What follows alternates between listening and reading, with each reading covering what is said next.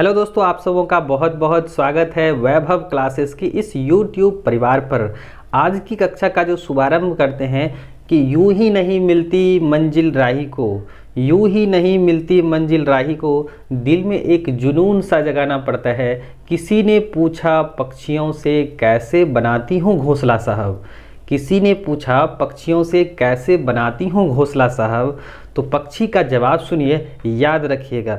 पक्षी बोलती है तिनका तिनका उठाना पड़ता है। मेरे प्यारे साथियों, जब बात आती है कलेक्शन की, है ना, कि जब हम लोग क्या करते हैं, साल भर पढ़ाई करते हैं, एक एक करके पढ़ाई करते हैं, तो उसके बाद जो परिणाम स्वरूप जो हम लोगों का एक दिन एग्जामिनेशन होता है, वो साल भर की पढ़ाई का 1 घंटे में या 3 घंटे में मुआयना होता है।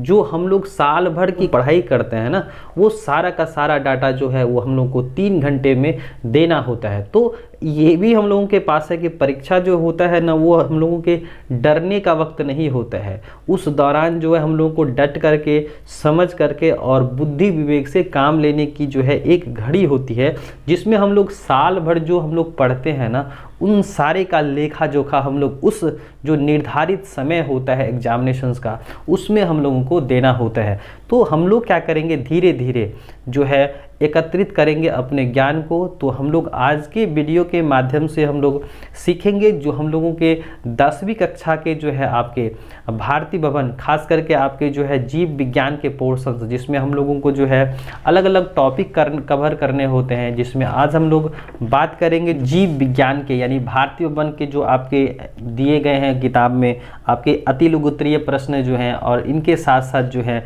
लघुत्तरीय प्रश्न दिए गए हैं। तो इसमें हम लोग देखेंगे जो हम लोगों का जो है पहला अध्याय है जैव प्रक्रम, यानी कि आपका जो है पोषण, जिसे हम लोग न्यूट्रिशंस कहते हैं। हम लोगों का जो पहला सवाल है, जो हम लोगों का अति लघुत्तरीय प्रश्न की तरफ आने वाला है, जिसमें पहला सवाल है जैव प्रक्रम किसे कहते हैं। तो हम लोगों का जो है जैव प्रक्रम यानी बायोलॉजिकल प्रोसेस से आप क्या समझते हैं। तो हम लोगों के शरीर के अंदर जो है जितनी भी सारी प्रक्रियाएं होती हैं, जैसे कि हम लोग क्या करते हैं, खाना खाते हैं यानी पोषण की प्रक्रिया करते हैं, उसके बाद श्वसन लेते हैं, प्रजनन करते हैं, परिवहन करते हैं, उत्सर्जन करते हैं। तो ये सारे के सारे जो है ना, हम लोगों के शरीर में सब आपस में एक दूसरे की भागीदारी निभा करके, यानी सब एक दूसरे का सहयोग करके ना हम लोगों के शरीर को क्या करते हैं, स्वस्थ रखते हैं, यानी मेंटेनेंस करते हैं। तो यहाँ पर क्या है कि हमारे शरीर के अंदर जो जो प्रक्रियाएं होती हैं, चाहे आपके श्वसन हो, पोषण हो, परिवहन हो, उत्सर्जन हो, प्रजनन हो, पाचन हो, ये सारे आपस में मिलकर के जो है ना तालमेल बनाते हैं, जिससे हम लोगों का शरीर क्या रहता है, स्वस्थ रहता है। अगर हम लोग पोषण की बात करें ना, तो पोषण एक प्रक्रिया है जिसमें क्या करता है, हम अपने मुख्य तो भोजन लेते हैं और वह क्या होता है हम लोग के पाचन तंत्र में उसके छोटे छोटे टुकड़े तथा उनसे जो भी पोषक तत्व है ना, शरीर हम लोगों के लिए लेते हैं, यानी हमारी कोशिकाएं उसको ग्रहण कर लेती है और उससे क्या होता है, हम लोग को ऊर्जा मिलती है। और उस ऊर्जा का हम लोग इस्तेमाल कहाँ करते हैं, तो हम लोग कार्यों को करने में करते हैं। डेली लाइफ में जितने भी सारे नित्य प्रतिदिन जो काम करते हैं ना, उस ऊर्जा का हम लोग खर्च कर देते हैं। दूसरा, जो हम लोग के शरीर के अंदर टूटी फूटी कोशिकाएं हैं ना, उसके रिपेयरिंग के लिए वो ऊर्जा खर्च हो जाती है, तथा कोशिका विभाजन में इस ऊर्जा का क्या हो जाता है, खर्च होता है। तो यहाँ पर याद रखने हैं, जो हम लोग पोषण लेते हैं, यानी कि जो हम लोग ऊर्जा के रूप में भोजन ग्रहण करते हैं ना, तो उस ऊर्जा का जो है कहीं ना कहीं खर्च होता है। एक शरीर की कोशिकाएं ले लेते हैं, यानी किस में भाई, तो कार्य करने के लिए टूटी फूटी कोशिकाओं में ऊर्जा खर्च होता है, तथा कोशिका विभाजन में हम लोगों के क्या हो जाते हैं, ऊर्जा खर्च हो जाते हैं। तो यहाँ पर पोषण से हम लोग को फायदा है, क्योंकि जब हम लोग भोजन ही नहीं करेंगे तो काम कर पाएंगे, नहीं ना कर पाएंगे। तो इस तरह से हम लोगों को कार्य करने के लिए भी क्या होता है, हम लोगों को ऊर्जा की आवश्यकता होती है, जो हम लोगों को कहाँ से मिलेंगे, भोजन से मिलेंगे ना, पोषण से मिलेंगे। अब सवाल उठता है कि हम लोग भोजन क्या करेंगे, कहाँ से लेते हैं। तो हम लोगों के आसपास जितने भी सारे पेड़ पौधे तथा जीव जंतु हैं ना, ये सारे के सारे, जैसे कि पौधे के प्रोडक्ट्स हो गए, हम लोग क्या क्या खाते हैं, तो पौधे का जड़ खाते हैं, तना खाते हैं, पत्तियां खाते हैं, किसी किसी का फल खा लेते हैं, किसी किसी का फूल खाते हैं और किसी किसी पौधे का तो बीज खा लेते हैं ना। उसी तरह से जंतुओं में हम लोग जंतु के कोई हिस्से खा लिए है ना, मांस खा लिए, उसके अंडे खा लिए, या उनके दूध का उपयोग करते हैं। तो पौधे तथा जंतुओं के अलग अलग हिस्सों का जो है ना हम लोग क्या करते हैं, अपने भोजन में इस्तेमाल करते हैं, जिसमें क्या होता है, कुछ पोषक तत्व होते हैं जैसे कि कार्बोहाइड्रेट्स होते हैं, प्रोटीन होता है, एमिनो एसिड्स होते हैं, साथ साथ कहीं कहीं वसा होता है, आपके विटामिन्स होते हैं, जिसका हमारे शरीर में क्या है, उपयोग है। तो ये हम लोग को कहाँ से मिलेगा, तो पोषण से मिलेगा ना, जो हम लोग क्या करते हैं अपने भोजन के थ्रू जो है अपने शरीर में लेते हैं। और हम लोगों के शरीर के अंदर क्या है, आपके पाचन तंत्र है, वो उनको क्या करते हैं, हम लोगों को उस फॉर्म में जो है बदलते हैं, जिस फॉर्म में हम लोग की शरीर की जो कोशिकाएं क्या होती हैं उनको अपटेक कर पाती है, ग्रहण कर पाती है। तो हम लोगों का जो ये सारा का सारा जो हम लोग का तंत्र है हम लोग के शरीर में, जैसे कि पाचन तंत्र होता है, श्वसन तंत्र होता है, प्रचलन तंत्र होता है, प्रजनन तंत्र होता है, परिवहन तंत्र होता है, उत्सर्ज, ये सभी आपस में मिलकर के हम लोगों के शरीर को मेंटेनेंस करते हैं, किस तरह से हम लोग स्वस्थ रहेंगे। तो हम यहाँ पर सवाल है कि जैव प्रक्रम किसे कहते हैं, बायोलॉजिकल प्रोसेस क्या है, तो हम लोगों का जवाब आएगा वे सारी प्रक्रियाएं जिसके द्वारा क्या होता है, जीवों का अनुरक्षण होता है। अनुरक्षण माना होता है मेंटेनेंस, बहुत ही अंग्रेजी में कॉमन वर्ड्स है मेंटेनेंस। अगर कोई फैक्ट्री चल रहा है और उसमें जो प्रोडक्ट्स बन रहे हैं और उसको जो है अलग अलग क्षेत्रों में भेजा जाना है, यानी कि उसकी खरीदारी भी करनी है ना, तो यहाँ पर क्या है, जितना स्पीड से बनेगा उतने स्पीड से उसको फैक्ट्री से हटाना भी है ना, तो यहाँ पर ये मेंटेनेंस हो गया। लेकिन हम लोग के शरीर में क्या है, जितना हम लोग भोजन लेंगे उसका जो है इस्तेमाल करेंगे, और इस्तेमाल करके जितने सारे जो है ना जो हम लोग के शरीर के लिए क्या है हानिकारक होंगे, वेस्ट बचेंगे, शरीर से बाहर कर देना है। तो ये जो मेंटेनेंस है सब आपस में, शरीर की कोशिका, उत्तक तंत्र, ये अंग तंत्र, ये सब आपस में मिल करके क्या करते हैं, तालमेल बिठा करके रखते हैं ना। तो यही क्या कहलाता है, जैव प्रक्रम कहलाता है। यानी वे सारी प्रक्रियाएं जिसके द्वारा क्या होता है, जीवों का मेंटेनेंस होता है, उसे हम लोग क्या कहते हैं, जैव प्रक्रम कहते हैं। समझ गए। अब दूसरा सवाल है कि बहुकोशिकीय जीवों में ऑक्सीजन की आवश्यकता विसरण द्वारा क्यों नहीं पूरी हो पाती। अच्छा, अब हम लोग समझे कि जो बहुकोशिकीय जीव हैं, बहुकोशिकीय जीव किसे कहते हैं, कि जैसे हम लोग बहुकोशिकीय जीव हुए, अलग अलग काम करने के लिए हमारे शरीर में अलग अलग प्रकार की कोशिकाएं हैं। तो यहाँ पर क्या होता है कि हम लोग तो एडवांस टाइप ऑफ ऑर्गेनिजम्स हुए ना, जैसे कि आपके जो है अमीबा हो गए, पैरामीशियम हो गए, यूग्लिनम, एक काम को करने के लिए जो है ना अलग अलग काम को करने के लिए कोई एक ही विशेष अंग बनाए जाते हैं, जो आपके सिंपलेस्ट फॉर्म में यानी सरल जीव में है, क्योंकि वो पर्यावरण के साथ सीधे कनेक्ट रहते हैं, यानी पर्यावरण से डिटैच नहीं रहते हैं, अलग नहीं रहते हम लोगों की तरह। जैसे कि हम लोगों में श्वसन तंत्र अलग है, पाचन तंत्र अलग है, प्रजनन तंत्र अलग है, उत्सर्जन तंत्र अलग है, परिवहन तंत्र अलग है। तो हम लोगों के शरीर में अलग अलग काम करने के लिए अलग अलग तंत्र बनाए गए हैं। तो यहाँ पर क्या है कि हम लोग करेंगे कि बहुकोशिकीय जीवों में शरीर की जटिलता पाई जाती है, यानी कि सीधे सीधे क्या है कि हम लोग के शरीर में प्रत्येक काम को करने के लिए अलग अलग तंत्र होते हैं, तथा सारी कोशिकाएं जो है ना पर्यावरण के संपर्क में नहीं रहती हैं, वो अलग रहता है पर्यावरण से। तो इस कारण ऑक्सीजन की आपूर्ति क्या होती है, विसरण द्वारा पूरा नहीं हो पाती है। समझ गए। तो हम लोग क्या है, जटिल जीव है ना, तो हम लोग के शरीर में अलग अलग काम करने के लिए अलग अलग अंग तंत्र बनाए गए, जो पर्यावरण से क्या है, अलग थलग है, डिटैच हैं। तो इस वजह से हम लोगों में विसरण द्वारा पूरी नहीं हो पाती हैं। तीसरा सवाल है, जीवों में पोषण की प्रमुख दो विधियां कौन कौन सी है। तो दो विधि में हम लोग लिखेंगे स्वपोषण तथा परपोषण।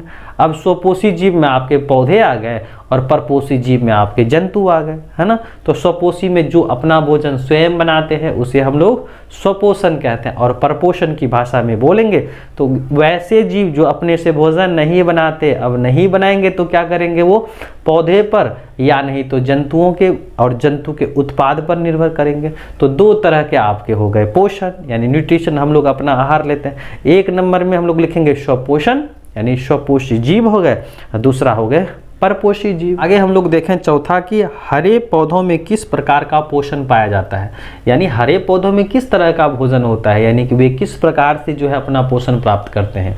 तो जैसा कि हम लोग जानते हैं कि हरे पेड़ पौधे जिसे हम लोग क्या कहते हैं, पौधा कहते हैं, यानी आसान भाषा में उसे हम लोग बोलचाल की भाषा में गाछ कहते हैं ना, पौधा कहते हैं, पेड़ पौधे। तो ये पेड़ पौधे कहाँ होते हैं, तो हम लोग की ज़मीन पर भी होते हैं, है ना। आपके लिए पारिस्थितिक तंत्र जैसे नदी हो गया, तालाब हो गया, पोखर हो गया, ये वहाँ भी पाए जाते हैं। साथ साथ आपके मरुस्थलीय इलाके में भी पौधे होते हैं ना। तो पौधे क्या करते हैं, प्रकाश संश्लेषण की प्रक्रिया कहते हैं। और आप लोग जानते हैं प्रकाश संश्लेषण की परिभाषा क्या है, कि वे सारी प्रक्रियाएं जिसके द्वारा क्या होता है, पौधे अपना भोजन स्वयं बनाते हैं, उससे हम लोग क्या कहते हैं, प्रकाश संश्लेषण की प्रक्रिया कहते हैं ना। और इस प्रक्रिया में क्या करता है, पौधा जो है कार्बन डाइऑक्साइड ले लेता है, कहाँ से, आपके पर्यावरण से ले लेते हैं। पत्ती में है क्लोरोफिल और सूर्य के प्रकाश की उपस्थिति की मौजूदगी में, और इसके पास होता है रूट सिस्टम, है ना। जड़ तंत्र होता है, वो क्या करते हैं, जल तथा खनिज लवण का अवशोषण करते हैं, और ये सारा मिलकर के क्या करता है, सूर्य के प्रकाश की उपस्थिति में अपना भोजन बना लेते हैं, starch in the form of glucose के रूप में, कार्बोहाइड्रेट्स भी आप कह सकते हैं। तो यहाँ पर क्या करता है, जलवाष्प के रूप में जो है यह क्या करता है, जल को बाहर निकालता है, किसके थ्रू, स्टोमाटा के थ्रू, और जो है हम लोगों को प्राण वायु यानी ऑक्सीजन देते हैं। तो प्रकाश संश्लेषण यानी कि सवाल है चौथा, कि हरे पौधों में किस प्रकार का पोषण पाया जाता है, तो हम लोग बोलेंगे हरे पौधों में स्वपोषण प्रकार का क्या होता है, पोषण पाया जाता है। क्यों, क्योंकि वह दूसरों पर आश्रित नहीं रहते हैं, भोजन के लिए वह खुद पर ही यानी खुद ही भोजन बना लेता है। कब भाई, तो प्रकाश संश्लेषण की प्रक्रिया होती है। कैसे, तो सूर्य के प्रकाश की उपस्थिति में क्या क्या लगता है, तो इसमें जल तथा खनिज लवण लगता है, सूर्य का प्रकाश लगता है, उसके बाद कार्बन डाइऑक्साइड लगता है, ये सारा का सारा। और ये प्रक्रिया कहाँ होती है, हरी पत्तियों में होती हैं, और हरी पत्ती में क्या है, हरित लवक यानी क्लोरोफिल है, तो उसमें क्या हो जाएगा, अपना भोजन स्वयं तैयार कर लेता है। तो इसीलिए हम लोग पौधे को क्या बोलते हैं, स्वपोषी जीव कहते हैं। क्या कहते हैं, स्वपोषी जीव कहते हैं। आगे हम लोग बढ़ते हैं, जंतुओं में पोषण की कौन सी विधि पाई जाती है। अच्छा, जंतु क्या होता है, अपने से भोजन नहीं बनाता है, तो क्या करेंगे हम लोग, यहाँ पर जंतु में क्या होता है, परपोषी प्रकार का पोषण होता है ना, यानी ये अपने से भोजन नहीं बनाते। तो नहीं बनाएंगे तो क्या होगा, दूसरे पर आश्रित रहेगा ना, चाहे वो जैसे खाए कि दूसरे से अटैच होकर के खाए, जिसे हम लोग परजीवी पोषण कहेंगे। और अगर क्या होगा, किसी शरीर के अंदर प्रवेश करेगा, उसे हम लोग परजीवी कहेंगे, एंडो परजीवी यानी कि एंडो पैरासाइट कहेंगे। और क्या होता है, कभी कभी सड़ी गली चीज़ों से भोजन लेता है, जिसे हम लोग क्या कहेंगे, मृतजीवी प्रकार का पोषण कहेंगे, है ना। तो परजीवी पोषण, मृतजीवी पोषण, और एक आप याद रखिएगा प्राणी समपोषी प्रकार का पोषण होता है ना। तो यहाँ पर क्या है, जंतुओं में पोषण की कौन सी विधि पाई जाती है, तो बोलेंगे परपोषी प्रकार का पोषण होता है ना। उसके बाद जो है छठा सवाल है कि 3 प्रकार की परपोषण विधियों के नाम बताएं। तो आपको क्या करना है, 3 प्रकार का मेथड बताना है, जो कि क्या करते हैं, जो अपने से भोजन नहीं बनाते। तो 3 प्रकार में हम लोगों का पहला है मृतजीवी, आप यहाँ पर देख भी सकते हैं, मृतजीवी पोषण होता है, जो सड़े गले चीज़ों से अपना भोजन लेते हैं। दूसरा है परजीवी, पर मन होता है दूसरा, जैसे कि मान लीजिए कोई जीव है, वह दूसरे पौधों से, दूसरे जंतुओं से क्या करेगा, जुड़ करके क्या करेगा, अपना भोजन लेगा। जैसे परजीवी में आप याद रखिएगा कसकुट्टा, जिसे हम लोग अमरबेल कहते हैं, यह क्या होता है, एक ऐसे पौधे हैं जो दूसरे पौधों पर रहता है। एक और पौधे हैं आपके ऑर्किड, ऑर्किड क्या करता है, आम के मुख्य बड़े बड़े तने पर क्या होते हैं, पाए जाते हैं। हम लोगों के भी आंत में क्या होता है, कृमि होता है, जो क्या करते हैं, अपना पोषण लेते हैं। हम लोग जो भोजन खाते हैं और हम लोगों में भोजन में जो भी पोषक तत्व होते हैं वो हम लोगों का चुरा लेते हैं। तो हम लोगों के शरीर में रह करके वो हम ही लोग का भोजन चुराता है। तो इस कंडीशंस में उसे हम लोग बोलते हैं परजीवी, यानी कि कोई जीवधारी के शरीर के अंदर या जीवधारी के शरीर से चिपक करके अपना भोजन प्राप्त करता है। इसे हम लोग क्या कहते हैं, परजीवी पोषण। क्या बोलते हैं, परजीवी पोषण बोलते हैं। और तीसरा है प्राणी संपोषण। क्या है, प्राणी संपोषण। तो प्राणी संपोषण में क्या होता है भाई, तो यहाँ पर कोई भी जीव जो होता है ना, भोजन को किस फॉर्म में, तो यहाँ पर जो है कार्बनिक फॉर्म में जो है ना, ये द्रवित फॉर्म में उसको क्या किया जाता है, शरीर के अंदर प्रवेश करा लिया जाता है। जैसे आपका अमीबा जो है कूटपाद की मदद से भोजन को क्या कर लेता है, शरीर के अंदर ले लेता है। हम लोग हो गए भोजन को अपने शरीर के अंदर ले लेते हैं। तो हम लोग क्या हुए, प्राणी संपोषी जीव हुए। क्या हुए, प्राणी संपोषी। तो सवाल क्या था, 3 प्रकार के परपोषण विधियों के नाम बताएं। तो पहला क्या, मृतजीवी, दूसरा क्या प्राणी संपोषी, और अगला क्या परजीवी। तो 3 प्रकार के हो गए यहाँ पर, मृतजीवी पोषण, दूसरा क्या है परजीवी पोषण, और उसके बाद क्या है प्राणी संपोषण। उसके बाद है संपूर्ण प्रकाश संश्लेषण की प्रक्रिया का रासायनिक सूत्र लिखें। तो रासायनिक सूत्र हम लोग कैसे लिखेंगे, तो यहाँ पर देखिए आपका है ही लिखा हुआ, आप मिला भी सकते हैं कि यहाँ पर क्या 6CO2 12H2O, और उसके बाद क्या क्या लगता है सूर्य का प्रकाश लगता है ना, और क्लोरोफिल जो हरी पत्तियों में है, उसके बाद बनाते हैं कार्बोहाइड्रेट्स शुगर फॉर्म में, और उसके बाद जलवाष्प के साथ साथ ऑक्सीजन हम लोग के पर्यावरण में क्या हो जाते हैं रिलीज हो जाते हैं, जिसका इस्तेमाल हम लोग श्वसन की प्रक्रिया में क्या करते हैं। उसके बाद आ जाइए 8वां जो है वो है प्रकाश संश्लेषण की प्रक्रिया में उत्पाद के रूप में क्या बनता है। तो देखिए यहाँ पर सवाल है बाय प्रोडक्ट्स के रूप में क्या बनता है। तो प्रकाश संश्लेषण की प्रक्रिया हम लोगों ने पढ़ाई है अभी तुरंत कि वे सारी प्रक्रियाएं जिसके द्वारा क्या होता है हरे पौधे अपना भोजन स्वयं बनाते हैं, उसे हम लोग प्रकाश संश्लेषण की प्रक्रिया कहते हैं। और प्रकाश संश्लेषण की प्रक्रिया में क्या होता है जो है उत्पाद के रूप में क्या बनता है, तो बनता है ऑक्सीजन। क्या बनता है ऑक्सीजन, जिसका उपयोग हम लोग क्या करते हैं श्वसन की प्रक्रिया में करते हैं, है ना। उसके बाद 9वां सवाल है प्रकाश संश्लेषण की प्रक्रिया में हरित लवक या क्लोरोप्लास्ट में ही क्यों होती है। क्यों होती है भाई, क्योंकि उसमें क्या होता है क्लोरोफिल वर्णक पाए जाते हैं, इसीलिए पत्तियां क्या होती हैं हरी होती है ना। तो इसमें क्या होता है क्लोरोफिल होता है, इसलिए पत्तियां हरी होती है, और हरी होती हैं तो क्या करेगी ये प्रकाश संश्लेषण की प्रक्रिया में भूमिका निभाएगी ना। हाँ, उसके बाद है 10वां प्रकाश संश्लेषण की प्रक्रिया में किन किन पदार्थों की आवश्यकता होती है। तो हम लोग का क्या क्या लगता है भाई, तो ये लगता है जल तथा खनिज लवण। उसके बाद कार्बन डाइऑक्साइड कहाँ से लेगा, ये कार्बन डाइऑक्साइड कहाँ से लेगा वायुमंडल से लेगा, और सूर्य का प्रकाश लेगा, और उसके बाद क्या करेंगे ये हरी पत्तियों में मौजूद क्या है हरित लवक। तो यहाँ पर ये सारे के सारे जो है रॉ मटेरियल्स हैं, आवश्यक सामग्री हैं। 11वां सवाल है कि प्रकाश संश्लेषण प्रक्रिया के लिए पौधे CO2 कहाँ से प्राप्त करते हैं, है ना। सवाल है कि CO2 कहाँ से लेता है पौधे, तो CO2 आपके लेते हैं कहाँ से भाई वायुमंडल से लेते हैं ना। ये हम लोगों के जो है प्रकाश संश्लेषण की प्रक्रिया में जो कार्बन डाइऑक्साइड होता है ना वो वायुमंडल से ग्रहण करते हैं। उसके बाद है कवक एवं जीवाणुओं में प्रकाश संश्लेषण की अभिक्रिया क्यों नहीं हो पाती। क्यों नहीं हो पाती, क्योंकि ये जो है सूक्ष्म जीव होते हैं, और इसमें क्या होता है क्लोरोफिल नहीं होता है, तो इस वजह से क्या करते हैं ये किसी दूसरे जीवों पर आश्रित होते हैं, इस वजह से क्या होता है वे परपोषी जीव कहलाएंगे। और सवाल है कि क्योंकि ये सूक्ष्म जीव होते हैं जो घुलित कार्बनिक पदार्थों के रूप में भोजन क्या करते हैं अवशोषित करते हैं, इसीलिए भी क्योंकि इसमें क्लोरोफिल नहीं होता है। अगर नहीं होगा तो क्या करेंगे ये अपने से भोजन नहीं बना पाएंगे ना। लोगों का 13वां सवाल है कि पोषण की दृष्टिकोण से अमीबा तथा परामीशम किस प्रकार के जंतु हैं। तो ये कैसे जंतु होंगे भाई, क्योंकि ये दूसरे पर आधारित होते हैं ना।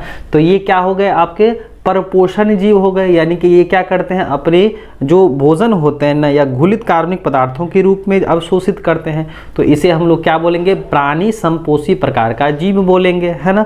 उसके बाद सवाल है कि मनुष्य का आहार नाल कौन से मुख्य भागों में बटा होता है। तो देखिए मनुष्य का आहार नाल जो है आपके मुख गुहा, आपके ग्रासनी, आपका जो है क्या होता है आहार नाल, उसके बाद जो है अमाशय, अमाशय के बाद पक्वाशय है, छोटी आंत है, बड़ी आंत है। तो ये सारे के सारे हिस्से जो हैं हम लोगों के डाइजेस्टिव सिस्टम के अंतर्गत आते हैं ना मनुष्य के पाचन तंत्र में। तो मनुष्य का पाचन तंत्र कहाँ से शुरू होता है, तो ये होता है हम लोग के मुख गुहा यानी बक्कल कैविटी से शुरू होता है। उसके बाद ग्रासनी आ गए, और उसके बाद जो है आपका क्या है आहार नाल, मुख गुहा, ग्रासनी, उसके बाद आपका क्या है आहार नली, है ना। इसे हम लोग क्या बोलते हैं ओइसोफेगस कहते हैं। उसके बाद हो गया हम लोगों का अमाशय, उसके बाद क्या हो गया छोटी आंत के साथ बड़ी आंत। तो ये हम लोगों का क्या है पाचन तंत्र के कुछ विशिष्ट अंग, जिसके थ्रू क्या होता है मुख जो है मुख गुहा से भोजन अपटेक किए जाते हैं, ग्रहण किए जाते हैं, और विभिन्न अंग और अंग तंत्रों के कारण जो है उसका क्या होता है विभिन्न टुकड़ों में बांटना, और विभिन्न जो है प्रक्रियाएं होकर के क्या होती हैं हम लोग जो है भोजन में मौजूद पोषक तत्वों को क्या कर पाते हैं ग्रहण कर पाते हैं। तो अगला सवाल है ग्रासनी में स्थित 2 छिद्र का नाम बताएं। तो यहाँ पर जो है 2 छिद्र का नाम बताना है। तो एक है निगल द्वार, दूसरा क्या है कंठ द्वार। तो हम लोग का ग्रासनी में कितना छिद्र 2 छिद्र, एक है आपका निगल द्वार, दूसरा क्या है कंठ द्वार। अगला सवाल है 16वां कि मनुष्य में पाचन जो है आहार नल के किस भाग से शुरू होता है। तो किस भाग से शुरू होता है, तो ये मुख गुहा से शुरू होता है। कहाँ से होता है मुख गुहा से होता है। हम लोग के बकल कैविटी यानी मुख गुहा से शुरू होता है। उसके बाद है मनुष्य के आहार नाल के किस भाग में पचे हुए भोजन का अवशोषण होता है। तो देखिए सवाल है कि कहाँ से अवशोषण होता है, तो ये हम लोगों के छोटी आंत में होता है ना, जिसे हम लोग अंग्रेजी भाषा में स्मॉल इंटेस्टाइन कहते हैं। स्मॉल इंटेस्टाइन में क्यों होता है, क्योंकि वहाँ पर जो है ना स्मॉल इंटेस्टाइन में जो आंतरिक सतह पर होते हैं रसांकुर, जिसे हम लोग क्या कहते हैं, विलाई कहते हैं। विलाई क्या होता है, एक फिंगर लाइक स्ट्रक्चर जो पूरी तरह से रोम जैसे संरचना होते हैं आपकी छोटी आंत में, जिसे हम लोग क्या कहते हैं, विलाई कहते हैं। इसे हम लोग हिंदी भाषा में रसांकुर कहते हैं। इसी वजह के कारण जो है क्या होता है, हम लोग के छोटी आंत में क्या होती हैं, आपके जो है क्या होते हैं, यहाँ पर भोजन का अवशोषण किया जाता है। उसके बाद आगे बढ़े, 18वां सवाल है, क्लोरोफिल वर्णक कहाँ होता है। तो कहाँ होता है भाई, हमारे लोगों की पत्तियां में, तो क्लोरोप्लास्ट में होती है ना, तो ये बात याद रखने। 19वां सवाल है, प्रकाश संश्लेषण द्वारा पौधे किस चीज़ का निर्माण करते हैं। तो क्या बनाते हैं भाई, ये आपके बनाते हैं ग्लूकोज, है ना, अपना स्वयं का भोजन बनाते हैं, इसीलिए तो हम लोग उसे क्या कहते हैं, स्वपोषी जीव कहते हैं। उसके बाद 20वां सवाल है, मृत जीवी को क्या कहा जाता है।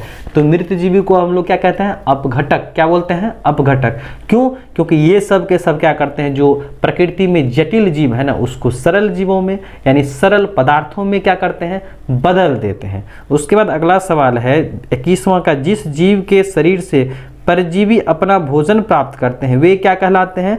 तो वे कहलाएंगे पोषी। क्या कहलाएंगे, पोषी। जैसे कि हम लोगों के शरीर में क्या है, मलेरिया परजीवी है, और मलेरिया परजीवी यानी मलेरिया जो उत्पन्न करते हैं उस कारक का क्या नाम है, यहाँ पर नाम है प्लाज्मोडियम। और हम लोग का शरीर हो गया पोषी, है ना, पोषी हो गया। जैसे कि अभी हम लोग क्या करते हैं, अपनी मम्मी पापा पर आश्रित हैं, है ना, तो क्या करते हैं हम लोग, क्या हुए, हम लोग हुए क्या, परजीवी, और मम्मी पापा क्या हुआ, पोषी।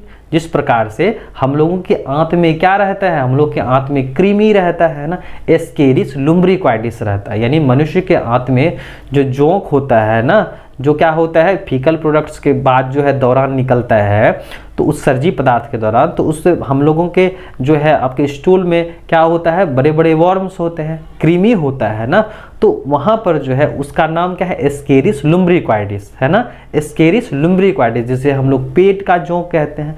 ये जो है हम लोग के आंत में जो है ना क्या करता है, अपना पोषण प्राप्त करता है। किससे लेता है, हम लोगों से ही ना लेता है। तो हम लोग क्या हुए, पोषी, और वो क्या हुआ, परजीवी। तो सवाल है कि जिस जीव के शरीर से परजीवी अपना भोजन लेता है उसे हम लोग क्या कहते हैं, पोषी कहते हैं। तो हम लोग यहाँ क्या हुए, पोषी, और हम लोग के शरीर में रहने वाले जो है कृमि क्या हुए, परजीवी हुए। अगला सवाल है, गोबर छत्ता में किस प्रकार का पोषण होता है। तो गोबर छत्ता आपके कहाँ होते हैं, सड़े गले चीजों पर ना होते हैं, तो इसीलिए उसमें क्या बोलेंगे, मृतजीवी प्रकार का पोषण। क्या बोलेंगे, मृतजीवी प्रकार का पोषण कहते हैं। उसके बाद है, पत्तियों का कौन सा अंग CO2 युक्त वायु का प्रवेश द्वार है।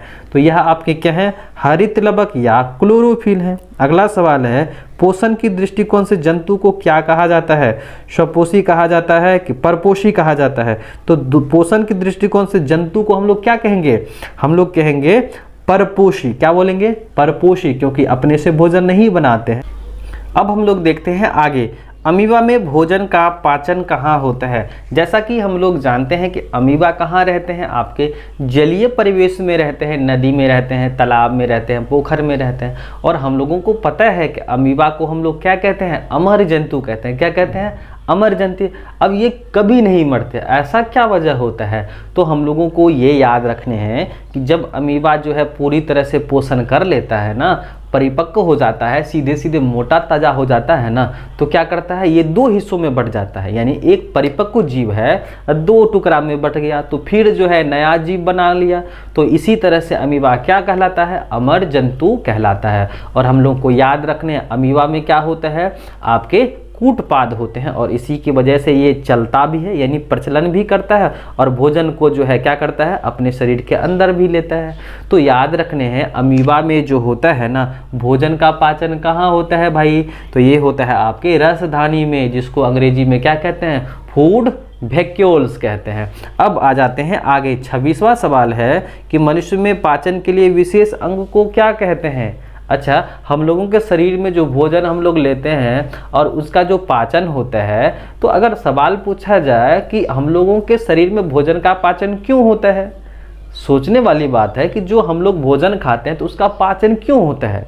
तो यहाँ पर क्या है कि जिस रूप में हम लोग भोजन करते हैं ना, उस रूप में हम लोगों का शरीर जो है उसमें जो मौजूद पोषक तत्व है ना, जैसे कि आपके कार्बोहाइड्रेट्स हैं, प्रोटीन है, वसा है, खनिज लवण है, विटामिन है, ये सभी हम लोगों को जो है ना, हम लोगों के जो शरीर की कोशिकाएं है, जो सेल है, ऊतक है, वो नहीं ग्रहण कर सकते हैं। इसके लिए हम लोगों के शरीर में प्रकृति ने, नेचर ने क्या किया गया है, एक सिस्टम बनाया गया है, यानी कि जिसे हम लोग पाचन तंत्र कहते हैं। और इसी के माध्यम से उस भोजन के छोटे छोटे टुकड़े किए जाते हैं और उसमें जो मौजूद पोषक तत्व है ना, उसको लिया जाता है ताकि हम लोग की शरीर की कोशिकाओं को प्राप्त हो सके और जो है कार्य क्या हो सके, सुनिश्चित ढंग से किया जा सके। तो इसीलिए क्या होता है, भोजन का पाचन होता है। तो हम लोगों के शरीर में जो है मनुष्य के पाचन के लिए जो है विशेष अंग को क्या कहते हैं, तो आहार नाल। और आहार नाल याद रखना मुख गुहा से शुरू होता है और जो है आपके बड़ी आंत, जिसे हम लोग गुदाद्वार कहते हैं, वहां तक क्या होता है, खत्म होता है। तो हम लोगों का जो पाचन होता है ना, वो कहाँ होता है, आहार नाल में, याद रखने हैं। अब आगे बढ़िए, 27वां सवाल है कि मनुष्य के जीभ पर ऊपरी सतह पर पाए जाने वाली संरचना को क्या कहते हैं। तो हम लोगों का जीभ है भाई, जीभ कहाँ है, तो हम लोग के मुख गुहा में है। मुख गुहा में हम लोग के दांत भी हैं, जीभ भी हैं और साथ साथ क्या है, स्वाद ग्रंथियां हैं। श्वेत ग्रंथियां में जो है आपका है, जहाँ पर क्या है, श्वेत कलिकाएं हैं, जिससे हम लोग टेस्ट का पता करते हैं। तो टेस्ट वर्ड यानी स्वाद कलिकाएं हैं। तो हम लोग के मुख में कितने प्रकार के दांत, 4 प्रकार के दांत। एक हो गया इंसाइजर, दूसरा हो गया केनायन, और तीसरा हो गया प्रीमोलर, और उसके बाद हो गया मोलर।